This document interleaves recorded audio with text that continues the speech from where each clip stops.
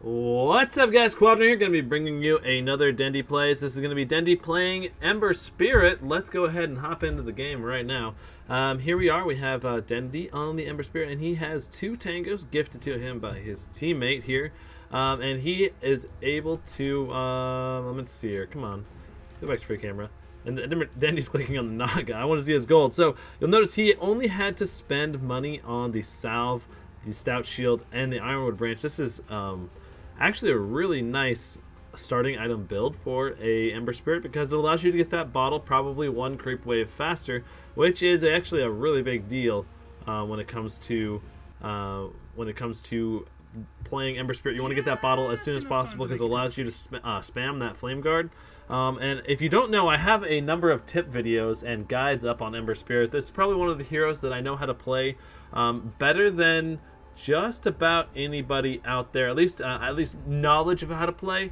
I know this hero. This is like probably my 2nd best hero, maybe even my best hero. I don't know. I have played a lot of Ember Spirit games. So I know a lot about him, and so this will be interesting.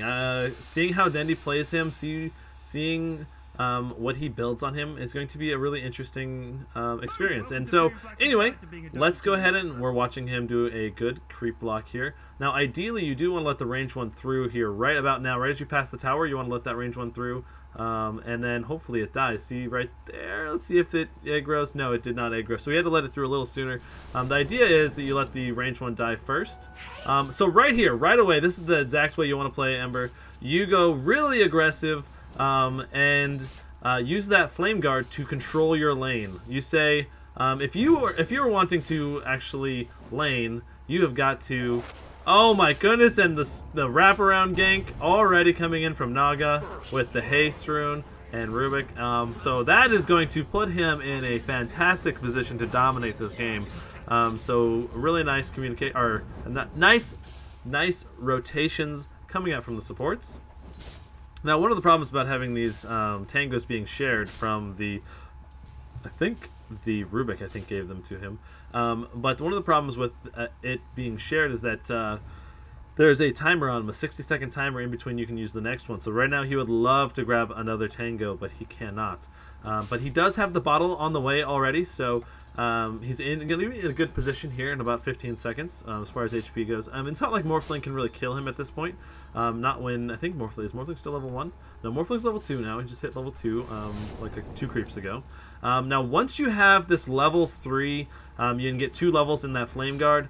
Oh, that Flame Guard hurts, and it lasts twice as long almost. So, is it twice as long? It's pretty close. It's 50% longer, lasts 12 seconds, but the damage is double because you're not only doing 10 more damage per second, but it also lasts for twice as long. So, or not twice as long, but 50% longer and 10% extra damage, or 10 extra damage, which is 50% extra more damage. Anyway, whatever. Moving on. It's 480 damage versus 240 damage during that time. So you can, if you can bait them, like right now, you can probably kill him, or really close. Not with the creep coming in, you can't kill him. I think he's gonna pop a salve. Yeah, he's gonna pop a salve and use the bottle charge. And he is already sending the courier back right now. And I don't know if his rune's been taken care of. I haven't checked the rune, so looks like the rune is already gone. Someone got it. But since he didn't get the rune, he's going to go ahead and bottle crow. Now, before the 3-minute mark, you cannot get a flying courier, so he's going to have to wait a long time for that bottle to come back. And he does have boots on the way right now when the courier comes back anyway. So making good use of the bottle crow movement. Now, the way I usually build Ember is a little bit different than what he's doing. He is going straight for the boots. I prefer to go straight for the energy booster to give me more mana, a larger mana pool as soon as possible. That increase in mana pool will allow you at level 6 to basically go dominate and maybe get a double kill or even a triple kill if it's a tri-lane.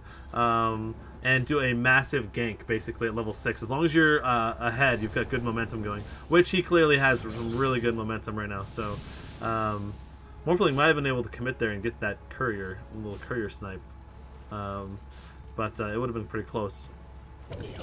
So anytime that you can, you always want to try to lasso using the flaming lasso or searing chains, using bolas to grab them whenever you have creeps with you. Whenever their creep wave just died, and you can lasso them, you will not only have damage coming out from the lasso, but you will also have the damage coming out from the creep wave and your hero attacking them. So it's just a really, really great combo. It looks like he is going for, oddly enough, he's going for 2 levels in Searing Chains. I feel like the best build by far is to get Flame Guard max. So, but I'm just telling you what I go and what I think is best. But I think getting 3 levels in your Flame Guard right away is more important. And then what I do honestly is I get 4 levels. I get my ulti, then I get 4 levels in this, and then I max my Sleight of Fist. And I just leave this at 1. If you're going to put any levels into Searing Chains, I say get at least 3. Maybe 4. Getting the 2nd level is so poor in Searing Chains. It barely increases your damage. It only increases the damage by 40, and it does reduce the cooldown a little bit though. That is nice. But see that right there? If he had a 3rd level in Flame Guard would still be up right now. But because he's only got 2 levels in it, his magic absorb shield is only at 200 instead of 350, and so it's just too easy to dispel the shield. 1 support can get rid of your shield. When you have it at 350, it basically becomes just tremendously harder to get rid of your Flame Guard shield. So I think it's definitely a misplay to level Searing Chains over Flame Guard at level 4, but that's okay. Well, let's just keep watching. I'm primarily interested in watching to see how Dendi uses the positioning in the team fights, and like that's like the most important thing I think when you're playing Ember is how you position yourself and whether or not you get caught out. Because Ember is really, really fragile. He only has 2 armor and a very low strength gain.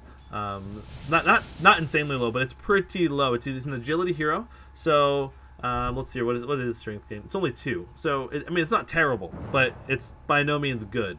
And so basically, if you get caught out at all as Ember Spirit, you're usually dead. Rubik doing some rune control, which was actually really smart. And see right there again.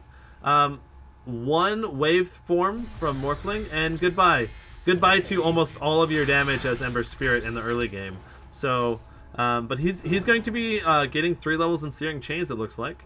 Searing Chains is a great nuke, by the way. It does a lot of damage. 300 damage at level 4 over a 3-second period. So it does technically it does more damage quicker. But not as much total damage as getting a Flame Guard max. Getting the 3 levels in Searing Chains is not bad, but if your Flame Guard is constantly dispelled, like Flame Guard is really the meat of your damage over time. You outlast people because you do so much burn damage. And so he's probably going to use his ulti spirit and teleport back home to get his bottle up, I think. Right now, I think that's what he's going to use this for. But let's see. Okay, it looks like he might be deciding to stay now that he's got his mana boots. I don't know. I feel like anytime you can use the teleport scroll to get your HP up, and to get your bottle full and refill your mana, especially when you have mana boots, it's so useful. So, and he's just gonna waste this ulti spirit right now. But one of the most controversial pickups on Ember Spirit is this Arcane Boots. And Arcane Boots are hands down the best boots on Ember Spirit, with Phase Boots being probably the 2nd best. And the reason that you go Arcanes, and honestly, I didn't know if he was going to go Phase or Arcanes. A lot of pro players are going Phase. But the reason you go Arcanes is because Ember is a entirely spell dependent hero in the early game. If you don't have mana for Flame Guard, if you don't have mana for your ulti spirits, then very nice. He used the Searing Chains to Sleight of Fist plus Searing Chains to lock them down outside of the tower range. And he is pretty insanely dead right now, I think. No, he's got Haste Rune. He's got that Haste Rune. Okay, so but the reason you go Arcanes, like I was saying before this, was that basically you have to have a larger mana pool, or you won't be able to cast all your stuff. If you can't cast your things, like for example, when you have very nice Flame Guard. If you use Flame Guarded right here, they're both dead. If you use, I don't know why he didn't just keep going. All right, so he does have the Flame Guard at level 3, so it wasn't immediately removed there. But that was quite nice. That worked out quite well.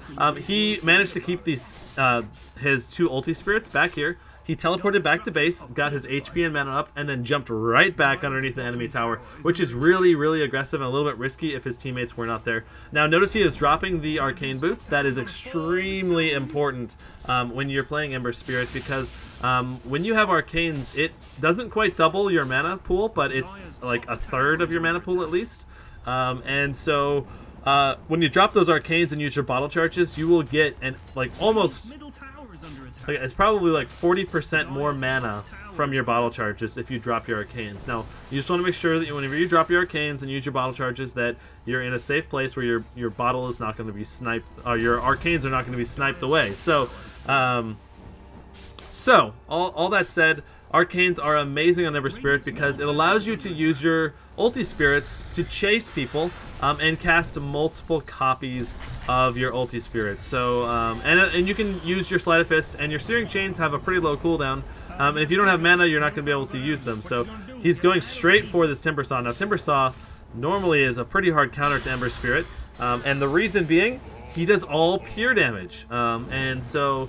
Or not all pure damage, but mostly pure damage, and that goes straight through the Flame Guard. Now, in a sense, that's good in that your Flame Guard's going to stick around. It's not going to be immediately dispelled by all the magic damage coming out from the Timber Saw.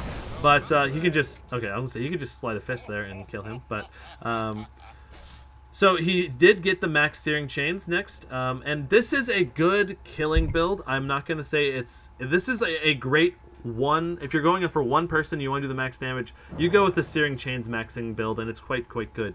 But if you want to go for best team fight potential, like if they're doing a lot of 3-on-3 engagements, 5-on-5 engagements early, getting max Sleight of Fist will allow you to spam the Sleight of Fist in the team fights every 6 seconds, and the cooldown is tremendous on this. So even at level 3, it's 14 seconds, and it goes down to 6, so it's like...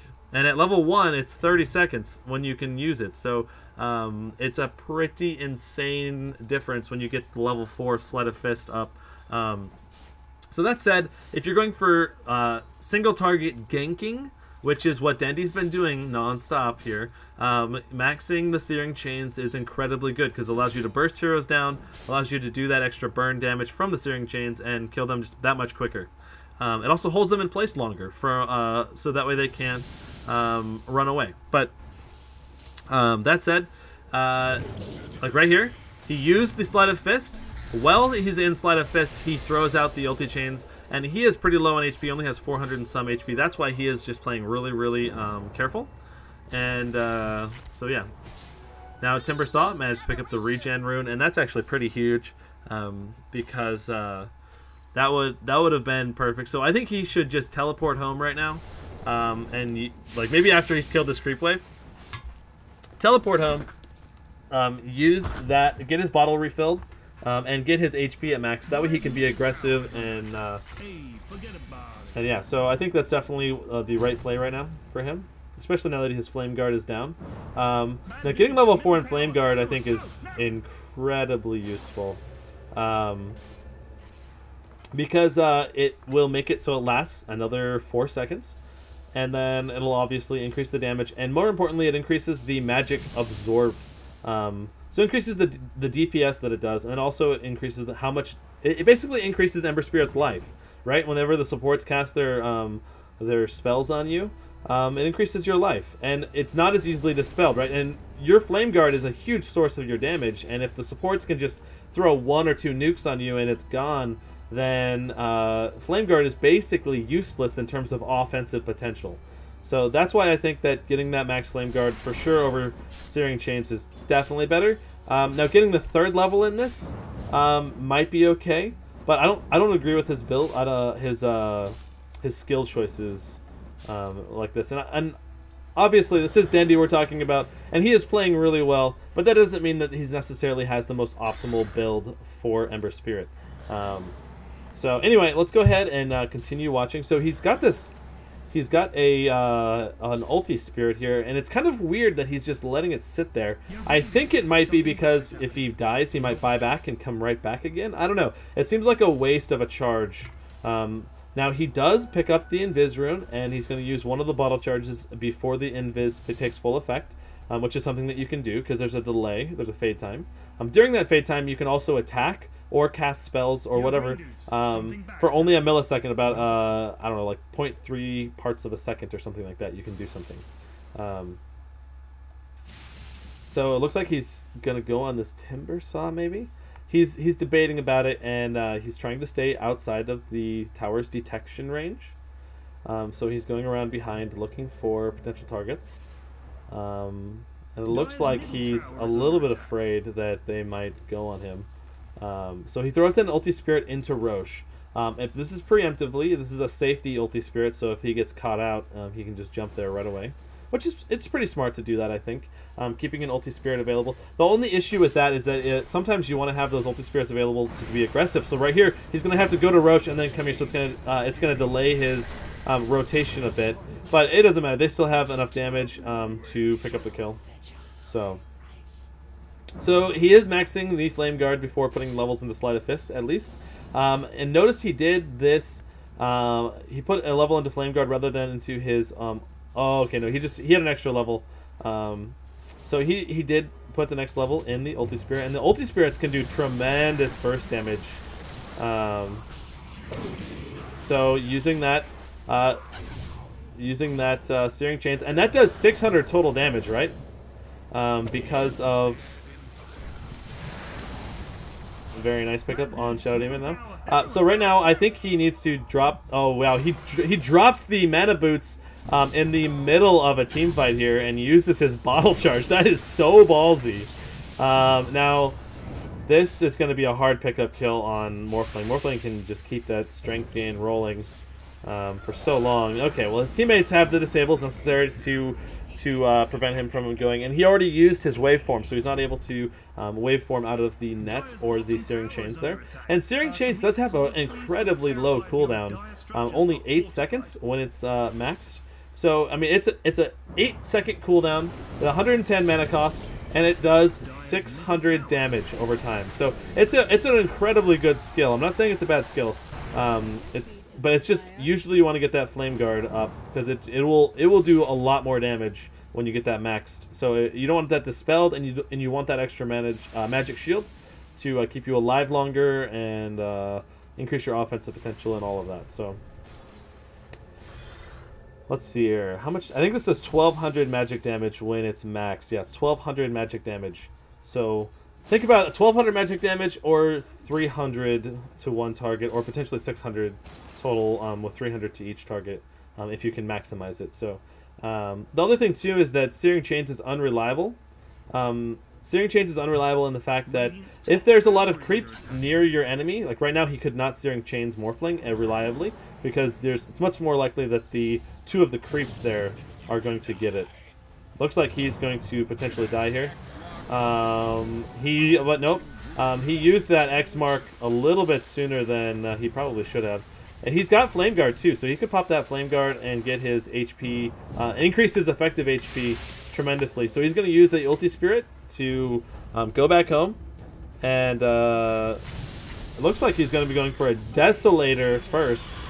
This is actually a really offensive and good oriented build for Ember Spirit.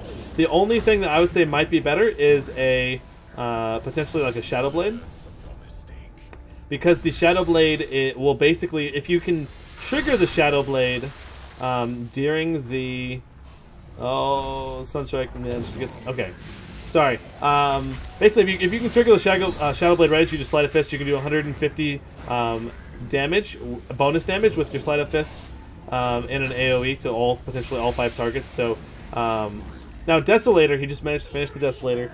Desolator is incredibly good on Ember Spirit, especially if you have Sleight of Fist at 4 levels when you get it. Desolator's utility is going to be going down a lot on him because of his spell choices here. And the reason that it's going to go down a lot is because if this was at level 4, he'd be able to use this Desolator with Sleight of Fist constantly, like every 6 seconds. And so he's going to be getting these next 2 levels in Sleight of Fist soon. But he's got a 22-second cooldown right now on level 2. Plus, that Desolator increases the bonus damage. With Sleight of Fist, you have 120 hero bonus damage. Nice use of the Naga Sleep there.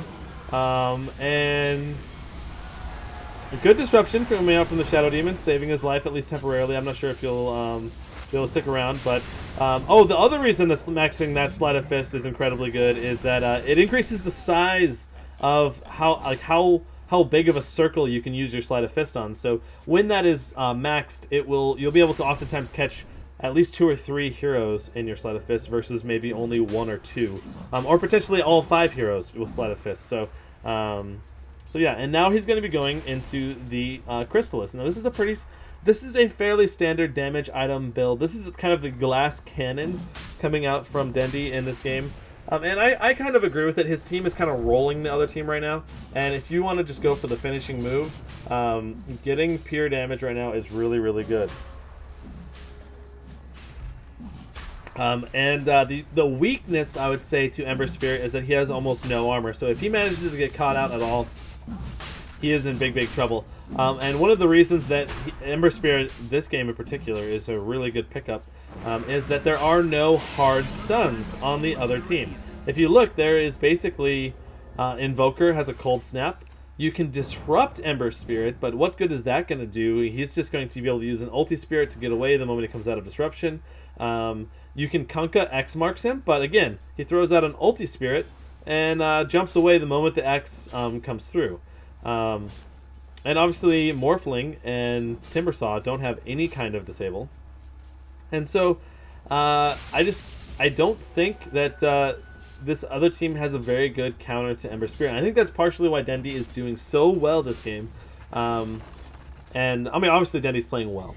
But beyond that, a big part of why he's doing so well is the fact that the other team doesn't have any hard disables. So, for example, I played a game of Ember Spirit earlier today, and the other team had a Sven, and that Sven Thunderbolt just crushes me. If he gets one of those off, I can potentially die in like 2 seconds because it takes like 2 right clicks from Sven to kill me because I'm such a low armor target.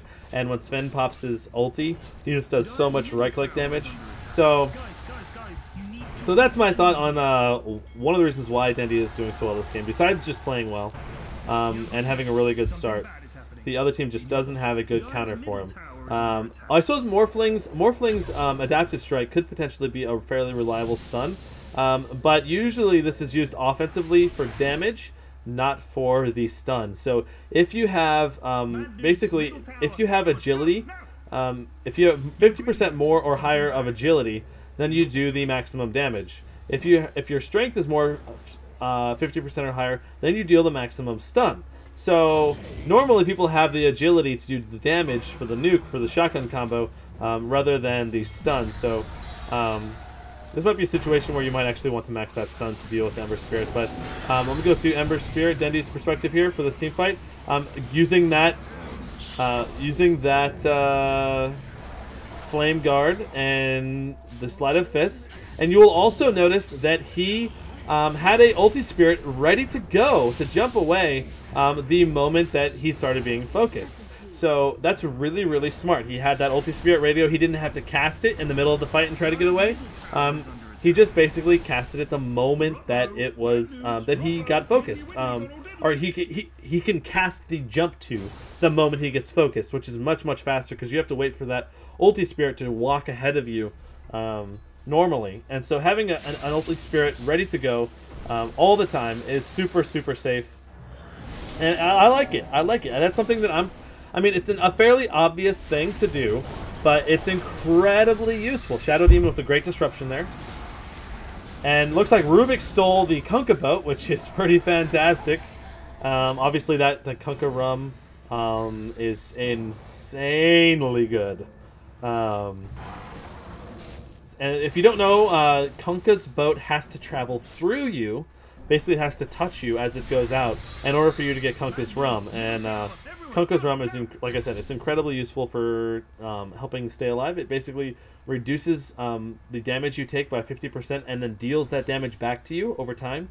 And you cannot die from it. So if you get pretty low and you run away from the enemy team, you can get down to 1 HP and you just won't die from it. So he now has a Crystallis. And he's about halfway to finishing up the Demon Edge as well. And once you have that Demon Edge, oh my goodness! Once you have the Daedalus, sorry, plus Desolator, you're talking about potentially one-shotting supports because the Sleight of Fist damage, the 120 bonus damage, it will stack with that crit damage. So you're talking about potentially just doing tremendous amounts of bonus damage. So he's going to try to. I think he should have gone on that. He had another Sleight of Fist available, and he could have used it on Morphling. If he critted there, he for sure would have killed Morphling. And if he had popped his Ulti Spirit, jumped into Morphling, that would have done 150 bonus damage. And then he used his Sleight of Fist, he for sure would have killed him instantly. So I think he probably could have picked up an extra kill there. But he decided not to go on it. Which is, it's the safe choice, but like I said, the other team doesn't have any hard disables, right? So I don't see any negative to diving there. He still had enough HP, he had a decent amount of mana. I think he would have been fine. At least if I was playing Ember Super, I would have went YOLO in that situation, probably. Now, usually what you do here is you use your keep your bottle. At least I usually keep my bottle until I have a fully completed Daedalus, and then I start building into a Battle Fury usually. And then you sell your bottle, and then use the Battle Fury regen to basically keep your sustain in the field. And so it's a good transition combo for... obviously, the Battle Fury will help you do more damage. It increases your cleave. The total amount of cleave that you do will be increased by the minus armor, because you're going to cleave based off of how much damage you do to the main hero. So having a Desolator is quite good when you have a Battle Fury, and then obviously having a crit stick available already will basically make you do tremendously even more damage, right? So Kunkka is going on him, and he almost one-shotted the Shadow Demon, and I don't think he even used. He needs to pop his Flame Guard. Wow, look at that. The Invoker called in a beautiful Sunstrike, but instead of running away, Dendi just comes back because his teammate came and his teammates came and saved him essentially. Now he's not dropping his Arcane Boots because he already has a really high mana pool already, so he's not really worried about getting that extra mana. And it looks like he has enough money now to buy that Demon Edge.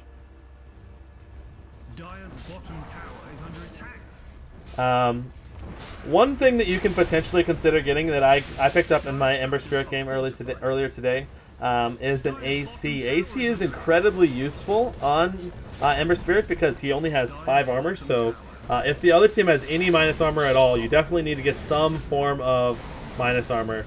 And nice Sleight of Fist into Searing Chains again. To pull that off, by the way, let me just talk about it for a second. To pull off a Sleight of Fist into Searing Chains, you have to make sure that whenever you cast it, very nice. Lena's doing quite well. Wow, look at Lena's attack speed. Holy crap. She's got herself a Mask of Madness Daedalus. And she's casting spells just to keep her attack speed up. Holy crap. She's doing 0.3 seconds in between her attacks. So almost 3 attacks per second. So he's got a Daedalus now. This means you can basically one-shot supports.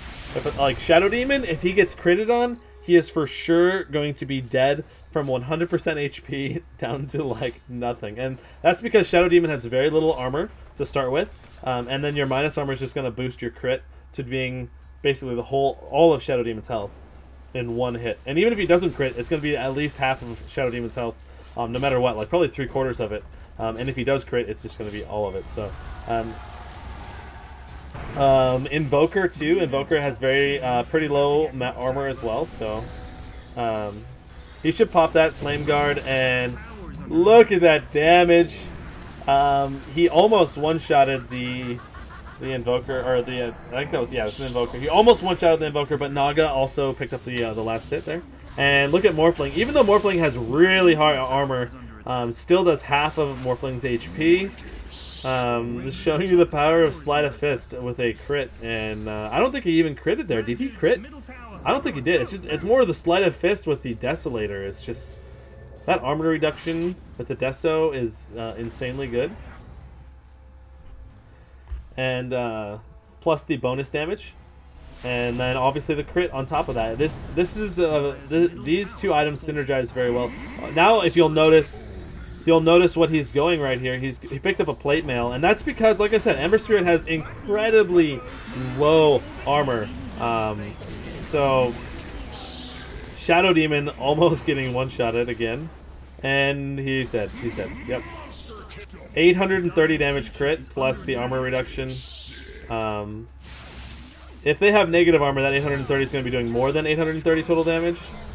And Timbersaw actually has really low armor as well normally, unless he has lots of reactive armor charges built up. This Naga playing it safe. The Bounty Hunter went YOLO. So guys, that's it for the Dendi Ember Spirit gameplay analysis. I hope you guys don't mind me kind of critiquing Dendi a little bit. I think I enjoyed watching him play. He definitely played well. I really liked his ulti spirit positioning. And overall, really, really well played. He went 8-0-21. He played super, super safe, and I think this is a good example of how to play a good, safe Ember Spirit mid, and to take an advantage and keep pushing it forward, constantly pushing the towers down and all that stuff. So, that said, Dendi plays Ember Spirit. Quadron signing out. I hope you guys enjoyed it. All right, guys. Peace out.